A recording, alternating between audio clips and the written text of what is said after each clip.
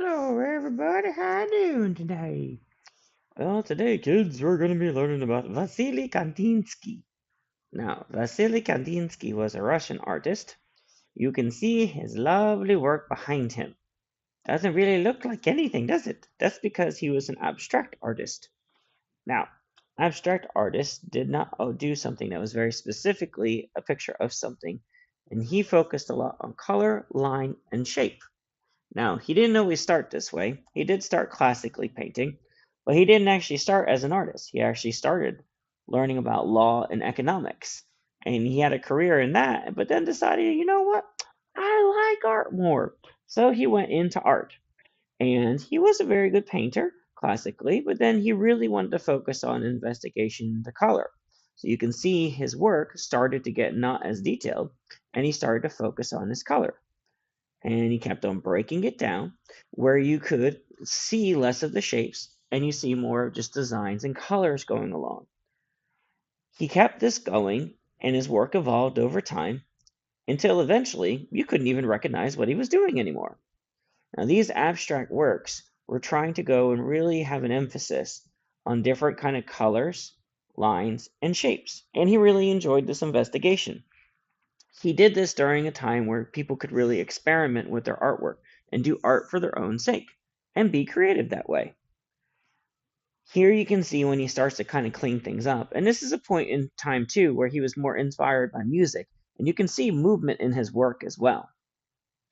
And you can see his odd kind of designs going around everywhere. If you look close, you can probably see some things of your imagination that you might find. But a lot of it is a great kind of composition. Now remember, he really enjoyed his colors and shapes too, and he even did a time where he was just investigating this. Now, what we're going to focus on today is we're going to take a look at his simple circle kind of designs, where he did circles and squares. Now, these are super simple, and you're like, oh man, this art, I could do this, this is simple circle. Well, sometimes art was just about experimenting and where you were developing and how your style developed. Now, this is where we're going to take inspiration for our work today. And what we're going to do is we're going to use these circles of color and we're going to use them in leaves in a tree. So today we're going to create lovely trees, not just with fall leaves, but we're going to create them with lovely circles spiraling around inside our trees for things. Now, you would think, oh, okay, we got to draw a tree on our paper first. We're not actually going to start with the tree. We're actually going to start with the circles. Because if you notice, the circles are what's in the forefront of everything. Now, to do this work, what we're going to do, scooch you over. You're going to get your nice white piece of paper. Oh, look, I got the nice white piece of paper. Now, what I want you, and you have your array of markers in front of you. What you're going to do is you're going to go and start off by up high in the upper area where your leaves would be for your tree. You want to go and you want to make a dot. Wow, it's a dot. Then what you do is you take another color, any color, and you're going to go around that dot with another circle. Notice I made it thick. I didn't just make it some skinny line. I don't want you just to make a dot and then be like, okay, a little itty bitty line around it. I want you to try and go around it a couple of times and make a fatter donut. Now, that's just two colors. You want to at least do three. So here I'm going to grab another color and I'm going to go around this one. Notice I'm going very carefully around it before I start to go and expand my circle.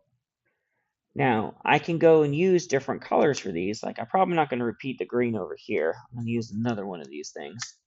Notice I'm kind of placing the edge down. I'm kind of going around and around and around and around. Now, these are both using circles. Now, notice they're not in the same exact spot. They're spaced out, which is what you want to do. So you want to think about spacing. So here I might kind of do one up high now, where I do my dot. Then I can repeat colors too. I don't have to keep on finding new colors. So maybe now I do this one here. Go around a little more time here, a little fatter. And I'm going to go one more time here with another. Get back. Another color coming around the outside here. Now, If you want to be adventurous and creative, you can do this not just with circular shapes. So I could go and do this with a different shape too. Let's say right here, instead of a circle, I'm going to go and do a square or a rectangle. Now, if I start off with a square or rectangle, what shape do you think has to go around it? You're right. Another square or rectangle. So I follow around it like I saw. Going all the way around it with that shape. Now, if you notice, this is getting pretty big. Oh no, I'm about to run into that one. Well, that's okay. If you overlap where you put one in front of the other, if I hit this one, what I do is I just kind of come around it carefully so that I don't run into it completely. So I'll just go and make my square where I see it, but I want this one to kind of be behind that one, is what you do. So if you do hit another shape, don't go running over it. You want to go and kind of stop, go along your edge and make it fill in behind there. Now I've got circles, I've got squares. Let's try over here. Let's try a triangle. So I'm going to come around like a triangle. Let's see, go grab my blue here, come around like a triangle here, going up and around here, and then I get my edge. Now I need to be careful. My last shape here, I need to not use a green and not use a yellow right here, because those are right there. So maybe I go use a pink here. Careful around my edge here. Careful around my edge. So that's how you overlap them if you're going to kind of make another color if they're starting to run into each other. Now, I've got a good amount of shapes up here. Probably want to do a few more. So, and you can do kind of funny shapes too. For instance, here I might do a letter V, and then I go hop, hop, and now I have a heart shape. So over here, I'm going to go create a heart. So you can do different shapes this way, and make sure you're just kind of outlining going around them. But you want to keep most of your shapes up high.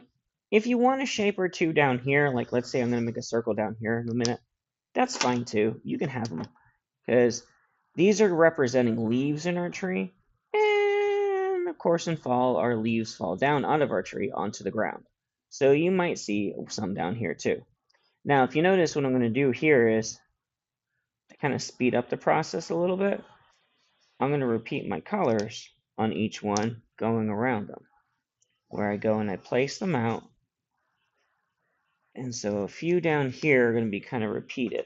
And remember, I don't just have to keep it the 3 every time. If I do want to do something where it's like, oh, look, I've got a 4th around here, that's fine too. All right, now, you can do more leaves than I am. I'm going to stop at my leaves here just for sake of time and show you the last steps. Now, once you've kind of filled up all your leaves and you've spaced them up high the way you want them, you might have some falling down. Now it's time to make our tree. What you want to do to make the tree is you can use a black or you can use a brown for your trunk. Either one will work. I'm going to use black. I go and I start down here at the bottom, and I'm going to actually draw a line that's going to come up, up, up, up, up, up, up, up, up, up, up, stop for my trunk. Notice I came up one side.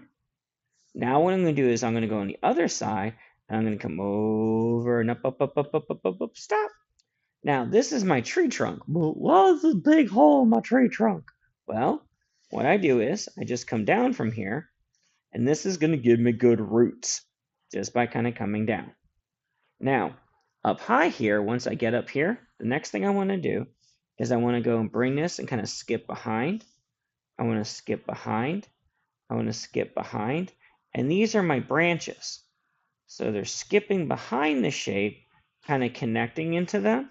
And they might even go a little further than the tree, because I don't need branches just for what the shapes I have. Maybe I have some branches kind of coming out for shapes that even fell off for things. So you keep your branches up high in the sky. I can even go back and add more shapes if I think I need them, which is fine too.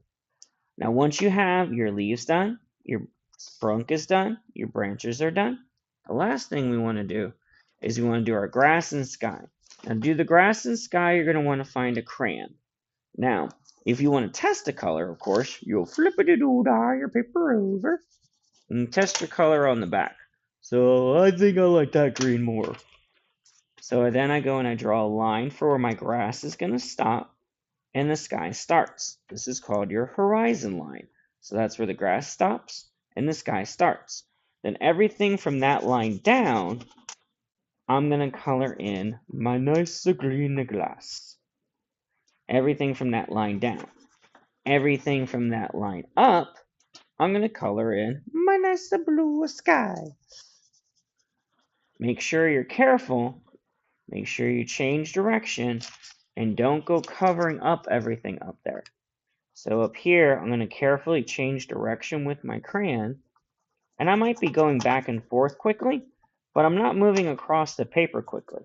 That's how you fill in things when it comes to larger parts here. So I go back and forth quickly, but I'm not coming across quickly, and that's going to help fill in my paper more.